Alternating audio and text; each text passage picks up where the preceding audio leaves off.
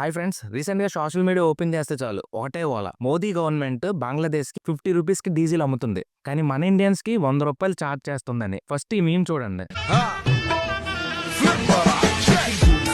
عندي خوش فصلة يا اخي تفوز والله خوش رقصة. ఈ మీమ్ చూడగానే middle class వాళ్ళగా మన అందరికీ కూడా చాలా మండిపోద్ది. ఏంటిది, మన ట్యాక్స్ డబ్బులు తీసుకొని వేరే కంట్రీ వాళ్ళకి సబ్సిడీ ఇస్తున్నారా అని. ఇలా డౌట్ రావడం కామనే. అసలు ఇండియాలో పెట్రోల్ డీజిల్ రేట్స్ ఎంత హైగా ఉండటానికి బంగ్లాదేశ్ కి తక్కువ రేటుకి ఇవ్వడానికి ఏమైనా లింక్ ఉందా, లేదా ఇదంతా జస్ట్ ఇంటర్నెట్ లోని వైరల్ అవడానికి క్రియేట్ చేసిన మీమా అనేది ఈ రోజు ఈ వీడియోలోని హిస్టరీ, ఎకానమిక్స్, జియో పాలిటిక్స్, అలాగే అసలు బిజినెస్ మోడల్ ఏంటో పిన్ టు పిన్ ఎక్స్పోజ్ చేయడానికి ట్రై చేస్తున్నాను. అసలు ఈ వీడియోని స్కిప్ చేయకండి. Let's dive into the dark reality of Indian government. First direct గా విషయంలోకి వస్తే, వైరల్ అవుతున్న ఈ మీము నిజమా కాదా అని మీరు డౌట్ పడితే, అవునండి, ఇది అక్షరాల నిజమే. ఇండియా బంగ్లాదేశ్ కే కాదు, నేపాల్ కి, శ్రీలంకకి, అలాగే వేరే దేశాలకు కూడా డీజిల్ ని అప్రాక్సిమేట్లీ 50 రూపాయల నుంచి 60 రూపాయల రేంజ్ లోనే ఎక్స్పోర్ట్ చేస్తుంది. అబ్బా, మరి మనకి ఎందుకు ఇవ్వట్లేదు బ్రో అని మీరు అడగొచ్చు నన్ను. ఇక్కడ మీరు మిస్ అవుతున్న లాజిక్ ఒకటే, import price versus retail price. India Bangladesh అమ్ముతున్నది హోల్సేల్ ప్రొడక్ట్ ని, కానీ మన బంక్ లో కొంటున్నది రీటైల్ ప్రొడక్ట్ ని. ఈ రెండింటికి మధ్య ఉన్న డిఫరెన్సే అసలు కదా. క్లియర్ గా అర్థం చేసుకోండి. మనం బంక్ లో పే చేసే 100 రూపాయల్లో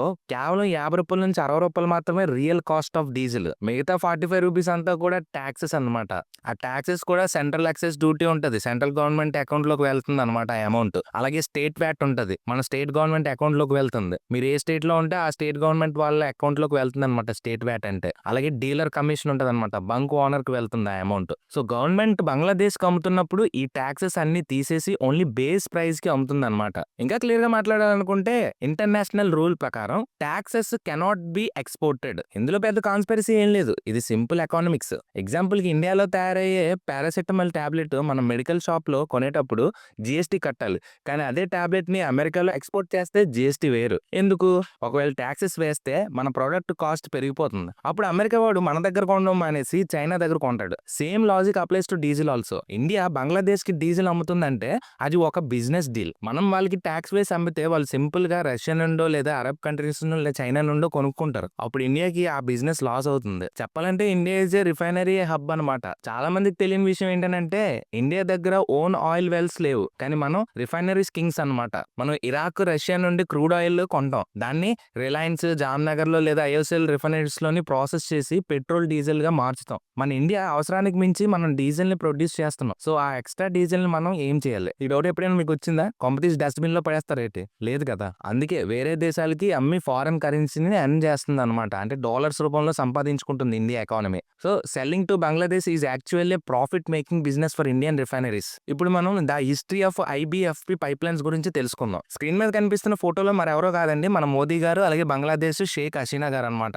అక్కడ ఇనాగ్రేషన్ జరుగుతుంది India Bangladesh friendship pipe line అని. మార్చి 2023లో ఇది స్టార్ట్ అయింది. వెస్ట్ బెంగాల్ సిలిగురి ప్రాంతం నుండి బంగ్లాదేశ్ ప్రభతిపూర్ వరకు 130 కిలోమీటర్ పైప్ లైన్ వేశారు. ఇంతకు ముందు డీజిల్ ని ఇండియా నుంచి ట్రైన్ లో పంపించేవారు అనమాట బంగ్లాదేశ్ కి. అప్పుడు ట్రాన్స్పోర్ట్ కాస్ట్ బీభత్సంగా అయ్యింది అనమాట. ఇప్పుడు పైప్ లైన్ ద్వారా డైరెక్ట్ గా పంప్ చేస్తున్నారు. దీని వల్ల ప్రాఫిట్ ఏంటంటే ట్రాన్స్పోర్ట్ కాస్ట్ అనేది చాలా తగ్గిపోతుంది. అలాగే బంగ్లాదేశ్ కి డీజిల్ ఈజీగా వెళ్ళిపోతుంది. మరి దీని వల్ల ఇండియాకి అడ్వాంటేజ్ ఏంటంటే, రిలయబుల్ బయర్ ఉన్నారనమాట బంగ్లాదేశ్ లో మనకి. సరే, బిజినెస్ ని పక్కన పెడితే ఇక్కడ నేషనల్ సెక్యూరిటీ యాంగిల్ చాలా పెద్దదండి. బంగ్లాదేశ్ మన నైబర్ కంట్రీ. ఒకవేళ మనం వాళ్ళకి డీజిల్ ఇవ్వకపోతే ఎవరు ఇస్తారు? ముందుగా వచ్చే ఆలోచన చైనా. చైనా ఎప్పుడు కూడా రెడీగా ఉంటుంది అనమాట బంగ్లాదేశ్ లోకి ఎప్పుడెప్పుడు ఎంటర్ అయిపోదామా అని చెప్పేసి. అండ్ చైనా వాళ్ళు ముందుగానే ఆలోచిస్తున్నారు అనమాట అక్కడ పోర్ట్స్ కట్టడానికి. ఒకవేళ బంగ్లాదేశ్ చైనా కంట్రోల్ లోకి వెళ్ళిపోతే ఇండియా చుట్టూ చైనా బేసెస్ ఉన్నట్టే. అది ఇండియాకి హ్యూజ్ డేంజర్. సో కొంచెం తక్కువ మార్జిన్ అయినా పర్వాలేదు, బంగ్లాదేశ్ ని మన గ్రిప్ లో ఉంచుకోవడానికి ఈ ఫ్యూల్ సప్లై చాలా important. This is called energy diplomacy. ఇంకో మిత్ ని బ్రేక్ చేద్దాం. ఇప్పుడు బంగ్లాదేశ్ లో జనం 50 రూపీస్ కి డీజిల్ కొనుక్కుంటున్నారా అని మీకు డౌట్ రావచ్చు. దానికి నా ఆన్సర్ నో.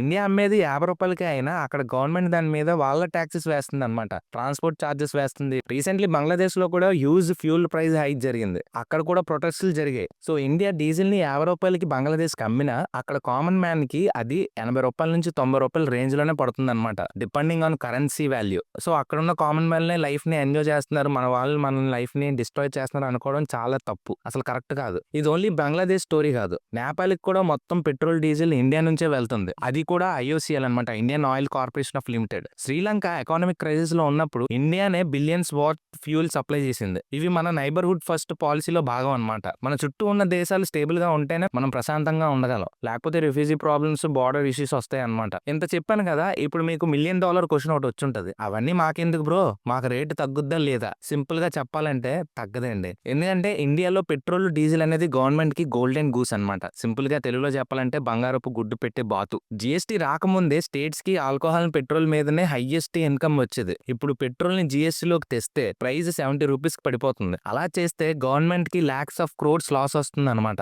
ఆ లాస్ వస్తే ఫ్రీ రేషన్ స్కీమ్ అయిపోతే, రోడ్ కన్స్ట్రక్షన్ అయిపోతే, డిఫెన్స్ బడ్జెట్ తగ్గించాల్సి వస్తుంది అనమాట.